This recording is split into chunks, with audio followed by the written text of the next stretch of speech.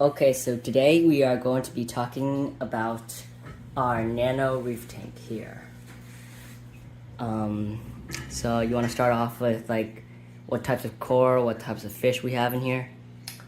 Yeah, this is a Fluval Evo 13.5 nano tank, saltwater.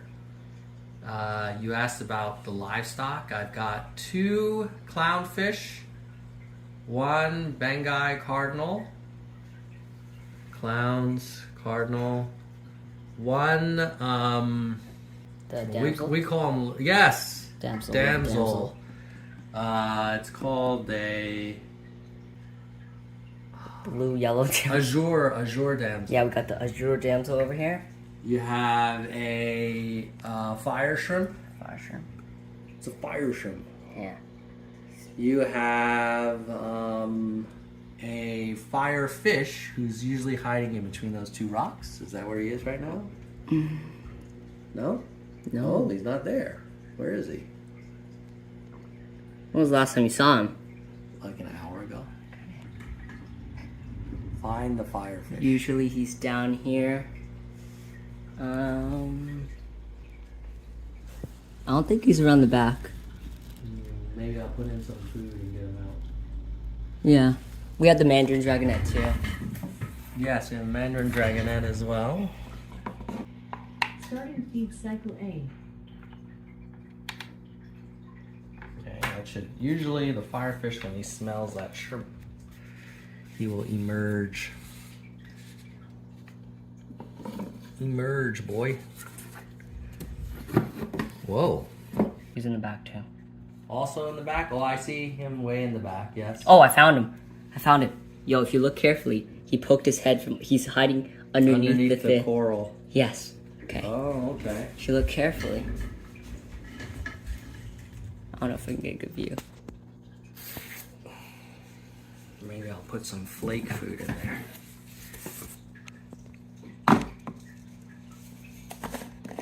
He's like right over there.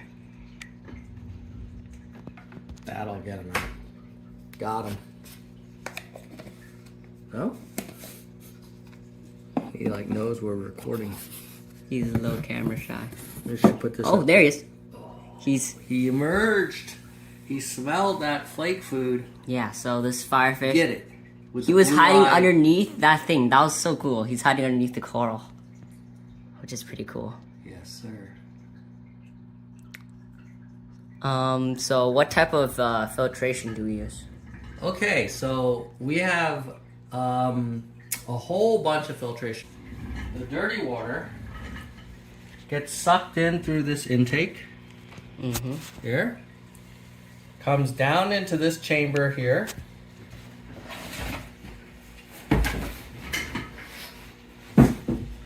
comes into this chamber here, then gets pulled in through this black pipe, and then the dirty water is in here, and then little micro bubbles are pushed up. This is called a protein skimmer. Yep. The poop and dissolved proteins stick to the little micro bubbles, and then they bubble up and drip over to this collection cup, which is disgusting. Then the water gets returned through here, goes to the second chamber. In the second chamber, you see here a little faint light at the end of my fingers. That's an ultraviolet light. So the dirty water runs through an ultraviolet bulb in the tube here. Then it runs through mechanical filtration, which is this floss, this white floss. Yep. Goes in here, and then the return pump pulls it in and shoots it out through here. So it goes through protein skimmer, ultraviolet light, filter floss, and there's also some biological filtration cubes in here. Yeah. So 4 types of filtration before it comes out here. So this thing is like a water treatment plant. Now, in addition, I also have a external refugium, which I'll turn the light on now. Okay, so I talked about the protein skimmer, floss, UV, biological beads here. Yep. That's 4. Then there's 5th, which is this refugium. So I have a pump that pulls in water from this chamber here. Yep. Ryan, up here. Through a tube, puts the dirty water into this bucket. Yep. And then this tube pulls out that dirty water, Mm-hmm. Brings it back in to the aquarium. What happens when the water is in here? So, basically, we have some Trado algae, and it basically filters through it. We have some bio rocks at the bottom where bacteria can grow on, and underneath that we have some magical Miracle mud. Miracle mud. We also have some snails. We don't know how they got in there. Like, here's a snail. We never put them in here. There's another one. I'm pretty sure they're like, you can see the... Yeah, there's another one there. Yeah, no, but like little things that are on the... Oh yeah, little like crustaceans and Yeah. things. Like You see pods, any? Kobe pods? Do you see any Kobe pods? Not right now. I'll just film this. Yeah, maybe in editing. Ooh, I saw something flow by. Where? Little dots. Yeah. Can I move this? Oh no, you can't Not move really. that. So there are little things, like little grub mites that are growing on the things. We put some Kobe pods in there, like I don't know, like a few weeks ago, and Hopefully they Yeah. reproduce. And then from time to time, I'll take water from here. mhm.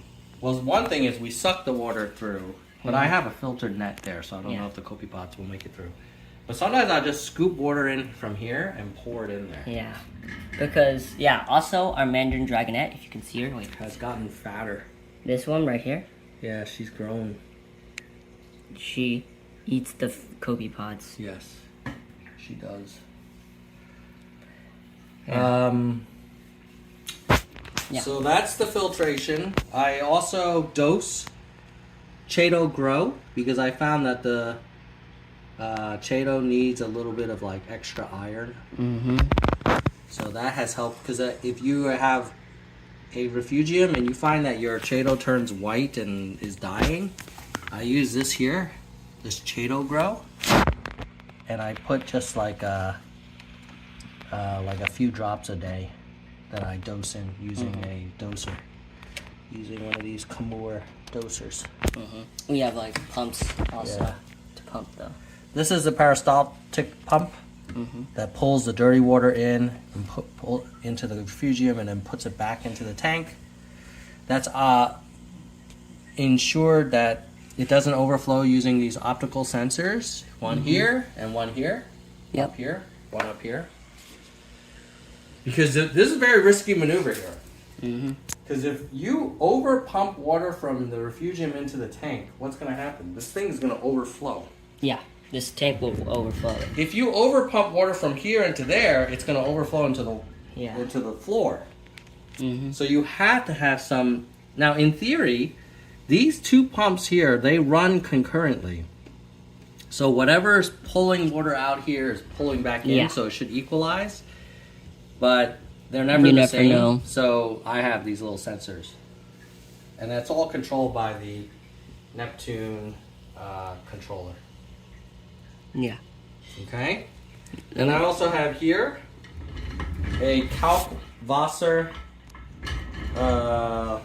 container, and I dose a little bit of Kalkwasser, like 0.2 milliliters per day. Now these are tiny amounts, but you got to remember this is a very tiny nano tank.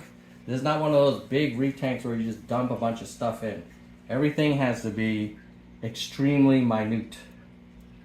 I have a wave maker here. That's an MP10 with a. It has a down here, dude. The one under the water. Yeah. You're looking at the feeder. You can see it. Yeah. That has a anemone guard on there. I don't have any anemones, but I found that it diffuses the water flow well. I have another wave maker down here, which is a very cheap one, but works really well. It was amazing. Yeah, right here. The cost difference. This one I got It's just plastic. off of Amazon. This one was like super expensive, but they both do the same thing. Yeah. But it's nice to get a lot of flow. So I have 3 sources of flow. One is the MP10, one is the little Higer pump, and one is the return pump. Yeah. And the return pump, I upgraded the return pump Strength. internal pump from the thing that Fluval gives you to something a little more powerful. And if you want to know which one, I'm happy to put it in the comments. It wasn't that expensive. And then for lighting, I have a AI Prime on a little bar, the little arm that comes with it. For ATO, I have this Reef Breeders, I think it's called. Auto top off, which is the reservoir is down here. That's IO, RODI water. Sorry. And then what else is there? Auto feeder. This is a aquarium. Oh God, Aquarium Depot or something. Just like a freshwater feeder, but it works fine. And then in here, I have all my dosing. I have one thing for all for reef, so I dose all for reef, AFR from Tropic Marin for alkalinity, calcium, and magnesium. I have another one for the Kalkwasser. I have another one for the Refugium. And then another one for, what the hell? Kalkwasser, all for reef, Refugium. I think those are the main ones. Yep. Oh, and the ATO. That was the 4th one. Now, okay, what other questions do you have for me? Another question. Do you know where the sea urchins went? They're dead. You killed them all. Well, they died. I don't know why they You died. crushed 2 of them, bruh. Well, I don't know if I crushed them because there's some that I didn't crush that just died. So Maybe they ate all the algae. Like, the algae's not a problem anymore. Like, the algae isn't as fulsome as it was before, but it still is really bugging me. Like, I have tried so many things to reduce the algae, and it is a battle. Now, this tank was set up in January, and it's now October, so it's 10 months. So you could argue, like, really? Like, are we still in the ugly phase? And the answer is yes. What have I tried to reduce the algae? I'll tell you. Number 1, I tried... For one thing, I had a big phosphate problem where my phosphates were like 0.4, 0.5. And I realized I was just feeding these fish too much and feeding the coral too much. And if you have a nano tank, you watch YouTube aquarium videos, you'll see people like target feeding their coral with like chunks of, reef roids and the Red Sea bright green kind of fluorescent stuff. And what you don't realize is the amount that they're putting in is like a 50-gallon tank. This is a 13-gallon tank. Sometimes they have a 180-gallon tank. So they're like, oh, I'm going to feed this coral, feed that coral, feed that coral. And you're like, oh, I want to do that too. But that then dissipates across a volume of water 10, 20 times what's in here. So because of that, I had to massively reduce. Now I just feed the corals maybe once a week, once every 10 days. Yeah. Secondly, I feed the fish a lot less often. I used to feed them 3-4 times a day. Now I only feed them once or twice a day. Thirdly, I had to reduce the length of the photo period from the AI primes and also the intensity, because high phosphates and lots of light is like green hair algae heaven. So as you can see, I still have a hair algae problem, but believe it or not, it's way better than I think I used to have. Like double. Yeah. What do you think? Yeah, maybe triple. It was terrible. It was bright green and long and disgusting. Still here, but like less. Less, yeah. A little bit less. Not that much less. Now the corals are doing pretty well. Okay, so I'm terrible with names of corals. But this thing, used to call it the wall. I think it's an acan, is the official name. But you can correct me in the comments. What I will tell you is it used to just have that green part. And then after we added the refugium, all the coral did better, especially this one, and you can see how much it's grown. It has multiple little nodes on the sides of it. So, ironically, we got the refugium in our war against green hair algae because we were like, well, I was adding all these chemicals to reduce the phosphates, and then I was like, I want a more natural way. So we got the refugium, which has kept our phosphates down. So now it's like 0.12, 0.15. I would love to get it to 0.05. I haven't gotten quite there yet, but it's down. But here's the thing, if you look at a chart of our alkalinity over time, you can tell that when we added the refugium, everything got a lot more stable because now it's dividing between 13 gallons here and 5 gallons in the refugium. So it's now an 18-gallon total capacity. So it's about almost a 50% increase in volume, which means that changes are 50% less sudden when you dose and things like that. Okay, this next one is a hammer. It kind of looks like grapes. That one has grown maybe 30% in the last 6 months. This one, I don't know the official name, but my youngest son calls it alien brain because it looks like an alien brain. But that one also has done a lot better ever since we added the refugium. Now people can debate whether it's because of the refugium, the miracle mud, the lowered phosphates. I actually think it's the increased stability of the tank chemistry. Then here you have 3 bunches of torches, and sadly you see all of them have dead heads. Yeah, look, the hair actually has claimed this one and the other one and that one over here. And they all lost their heads before the refugium when I was over-correcting the alkalinity. Like I'd see low alkalinity and then I'd increase the amount of kalkwasser right away, or I'd see low calcium and I increase the amount of alpha reef right away. And you, in this hobby, especially with the nano tank, like you have to be so slow. Even when you see a problem, as an example, I just adjusted my dosing for the kalkwasser and I increased it like by 0.2 ml, 0.2 ml. Or my alpha reef, I went from 1.5 ml a day to 1.7 ml a day. It's like that. And I will let that run through a few days before I bump it up again.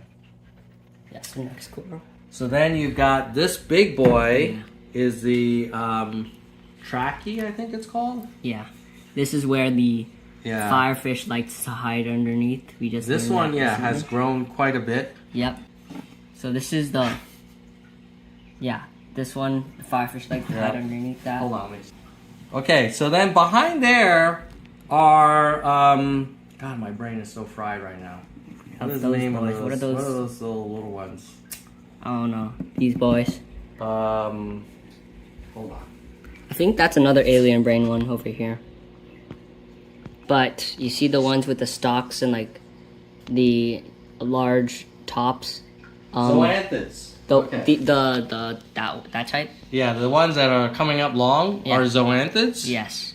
And you notice they're kind of but the one to the right, it's all kind of shriveled up, right? It's all shriveled up because it went into coral warfare with that torch to the right of it. I think there's a different thing happened. Okay, well. I think that the hair algae that were growing on it strangled it. No. The hair algae. Are you sure about that? I saw that thing. I saw the torch extend. I saw that torch extend its lines. It stuck and held on to the zoanthid. Zoanthid couldn't move, right? And then it was all shriveled up the next day. That's definitely coral warfare. Then we got this guy. We call him the strawberry. I don't know what his real name is. I don't know. There's a lot of, that's like a lecto, that jack-o'-lantern thing. Bird nest up then there. You got a bird's nest. The bird's nest is probably doubled in size. It has grown so large. Yeah. Then you have what is broccoli. We got the broccoli one. Yeah, we're terrible with these Yeah. card names. This one's bleached up. He has, Got some green star polyp growing on the wall Yeah. here. yep, it's been growing. Ooh, that one, the candy cane. Candy cane over here. Wow, when I bought it was only two. Now it's Two like 4. little things. Now it's like 4 going on 6. Then you have a Fried omelet. Got what is the name of it? this one over here. Then we got a bunch of these little colorful, like mushroom shaped ones. And the red ones, like each of these, like the red one and the other one over there, like we only bought one of them, and then they have like split off. And you can see there's multiple red ones on this rock, and then multiple of these green colored ones also. Oh, we also have this clam over here. Oh yeah, yeah. Yes, Yeah. you want to talk about that? So this That one is yeah, it's a clam. It's a beautiful blue color that turns green when you look Yeah. overhead. Yes, so if you look from the top, I'm gonna take this off. yeah, it looks green, right? But when you look underneath it, it's blue. Yeah. It's interesting. And you want to show them what will happen when you put your hand over it. Yeah, ready? Look Hand at is coming from the right. Yeah, Did it yeah, react? Yeah, it like clamps up. It knows it's danger. Danger is coming. Fish is coming. What else do we have on this top rock? We have this green one. I can't think of the name. It's like one of the most broccoli common one? ones. No. The green soft one. This one over here. What's this island one with like the red and then the little palm trees? Oh, that is a. The palm trees are Yeah, like fireworks clove polyp. yeah. And then the other, the flat island thing is called the plating. Scheiße. I don't know, dude. And Well, what about this one? The cotton field. What's this? That one is the flower pot coral, and it's that's the common name. I can't think of the Latin name right now. But it's actually not extending as much as it normally does. This is a very delicate one. Yeah. What about this one over here? Oh, Oh, that this one is the pulsing xenia. Pulsing xenia. And then here you have blasto, Blasto. some mushrooms. Those mushrooms, I bought one, and now Yeah, there's like yeah. 6 of them. Mm-hmm. And then there's this guy, which is a very rare and highly loved coral. I forgot the name though. That I will tell you. Let's see. Did we talk about the rock flower anemones yet? Scoli. Scoli. Scolemia. Yeah. Wait, is that the rock flower anemone? Yeah, that's a rock flower anemone, that pink yeah. one. So here in the corner, there's a rock flower anemone, and then also underneath here. In that like Yeah. orange. Usually they're much bigger, right? Yeah, but they moved. I Yeah. put them in a very prominent place, and they. Yeah, usually Decided to go they're the size elsewhere. of this one over here. Yeah, but they're the anemones are like you can't control them. Yeah, they want to go move where they whenever they want. want. Yeah. All right, and then here is a digitata. Yeah, it's like kind of bleached though. Yeah, a little bit. Look, they're not happy. You have a few digitata, I think. And this isn't dialed in. Hopefully, when we do another tank update 6 months from now, you guys will be like in the comments, "Wow, the corals look so much better. The color is so much more amazing." Here's what I will tell you, man. I have spared no expense on this tank, and you can get all the gear you want, but it is still a very hard hobby. That's what kind of makes it fun. Like you would think, oh wow, he's got all this gear. You know, look, I got green hair algae, I got bleached out coral. Like this is why this hobby is like frustrating and addictive. Mm-hmm. All right, let us know in the comments if you have any questions. Yes.